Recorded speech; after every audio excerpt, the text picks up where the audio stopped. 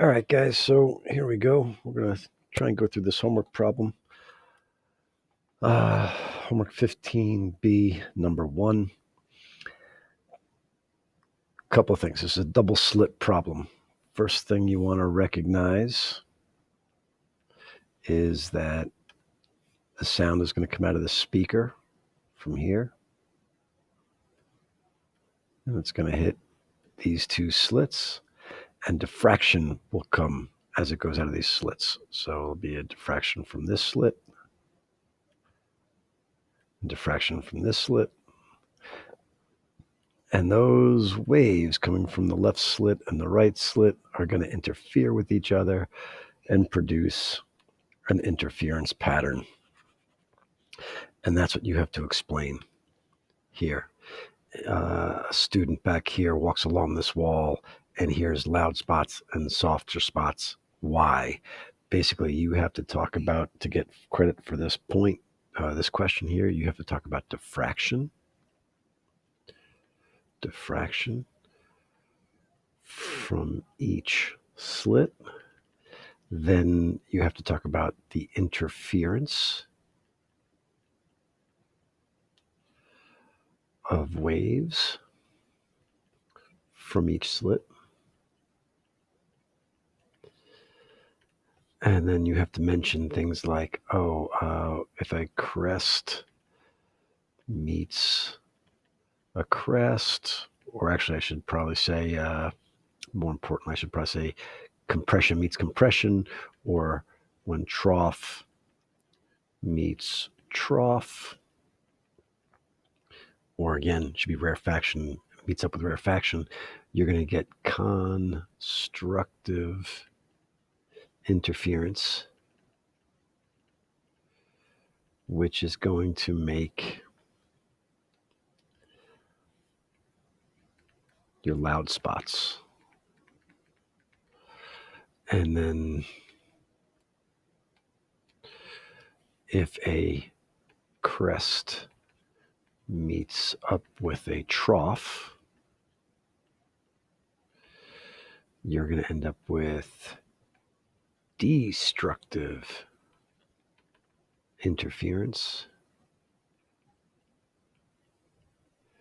And that would be your soft spots, or not so loud spots. And again, that should be a compression meets a rarefaction. For light, for sound, either way, since sound is a longitudinal wave, it should be compressions and rarefactions. But you'd have to put all that into a paragraph. But those are the key points to make. Diffraction's happening, the waves are going to interfere. Where you have constructive interference, you get your loud spots. Where you have destructive interference, you get your soft spots. Then the problem asks you for part B to calculate the frequency.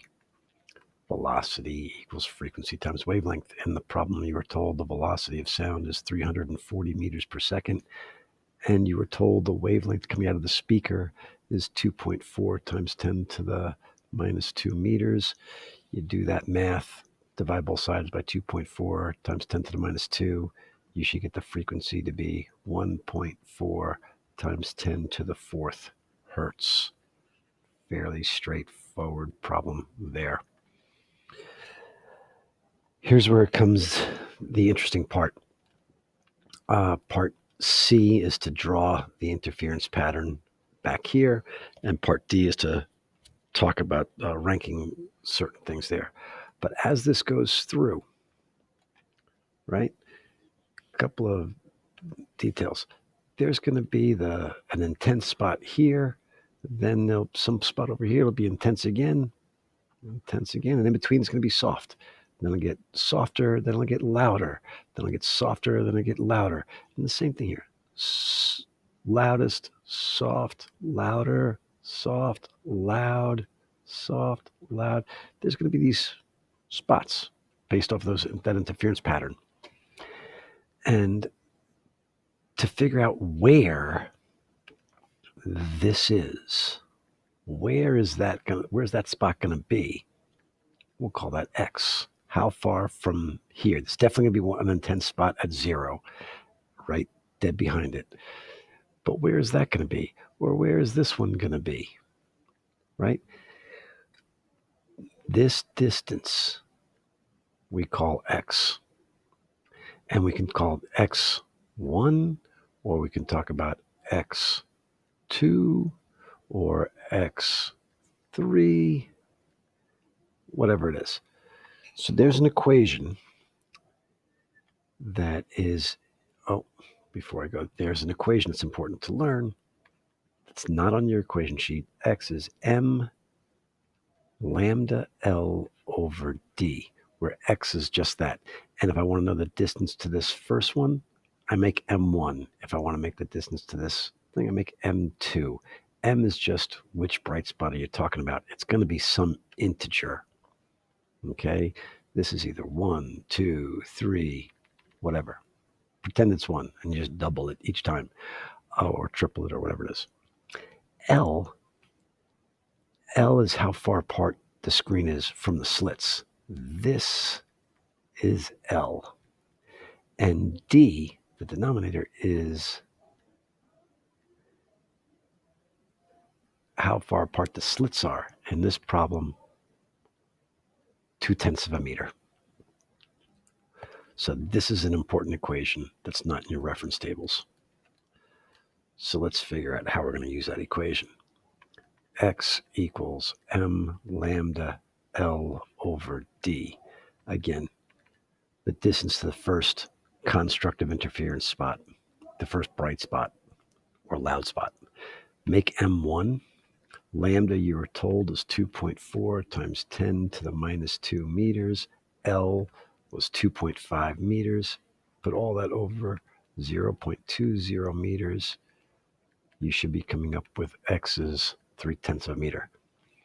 So there's going to be an intense spot at 0, and then the next intense spot is going to be at 0.3 this way and 0.3 that way. It's not going to be as intense. There's going to be a little dampening from there. So bright spot or loud spot, soft spot, bright spot. And halfway in between is where you get your destructive interference. So then you're asked to draw that.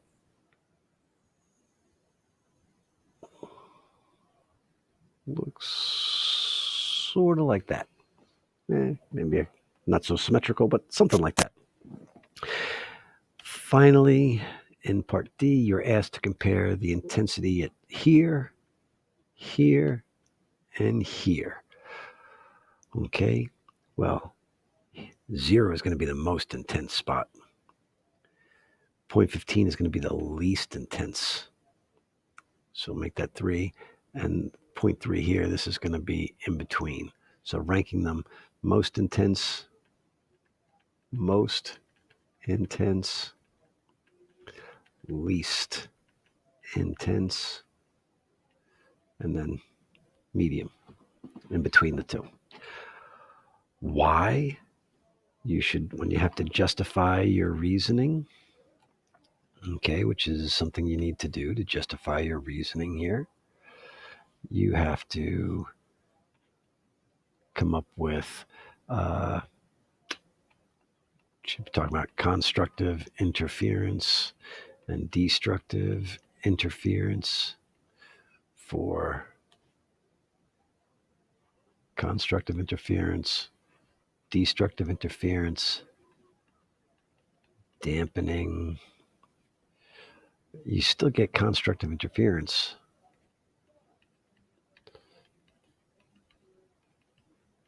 Interference for this point, but because it travels farther, there's some dampening, some energy loss. So that's in between. Whoop, leftover problem. We can get rid of that. Now they say for part E, they change the problem. What if the speaker produces sound of a different wavelength? How would things change? X equals m lambda D, whoops, wrong, m and L over D. What if they change lambda? If this goes down by a factor of 3, this goes down by a factor of 3. It was 0.3. Now it's going to become 0.1. But if you want, you could do the math. That wouldn't be too hard. X equals m, again, m should be 1, lambda 0.8 times 10 to the minus 2 meters over L, which is still 2.5 meters, over D, which is still 2.0 meters. You do all that math, you're going to get X to be 0.1. You probably don't need to do that math if you can recognize the relationship. But so now you're going to get a bright spot here, and then the next one will be 0.1 over, and then 0.1 from there, and then 0.1 from there, 0.1 from this direction, 0.1 over in this direction, 0.1 over here. With soft spots or in between. Loud, soft, loud, soft, loudest, soft, loud, soft, loud, soft, loud, something like that. All 0.1 in between, using that equation. Last part of the problem. Ooh, this is toughy. This is the hardest part of the thing. This is a little counterintuitive. You have to really understand Huygens principle, right? Huygens principle to understand this. Principles. But basically, again, it's diffraction. Here's the screen. Instead of having a double slit, they have one slit. And waves come at it from the speaker. Here, in here, each Huygens principle says every spot on the crest of a wave acts as a point source. Every one of these things acts as a point source where you get waves coming from there to there, waves come from there to there, and collectively you end up with just, this instead of all these little point sources. They all act as an infinite number of point sources.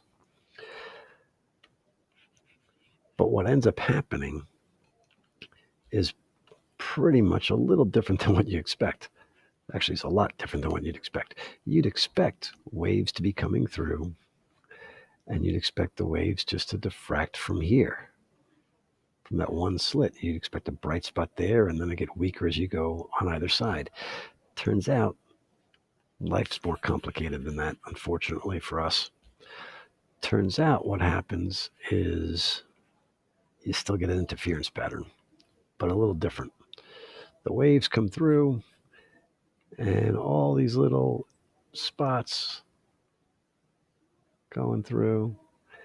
And so you do get some interference patterns, and we can use the same equation from before. X equals m lambda L over D.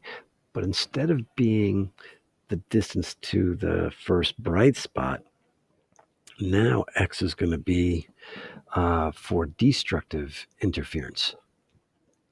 All right, where's the first spot where it cancels out?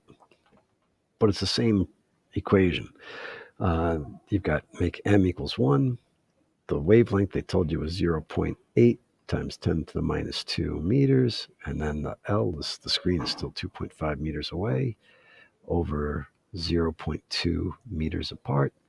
You go through this math, and you get 0.1 meters. Same math as before, but now instead of being where it's constructive, this is destructive. So you're going to get an intense spot here, and you're going to get destructive interference here and here. So as you go through this, you get something like this.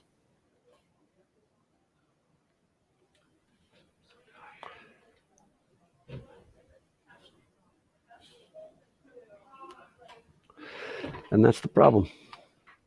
That's it.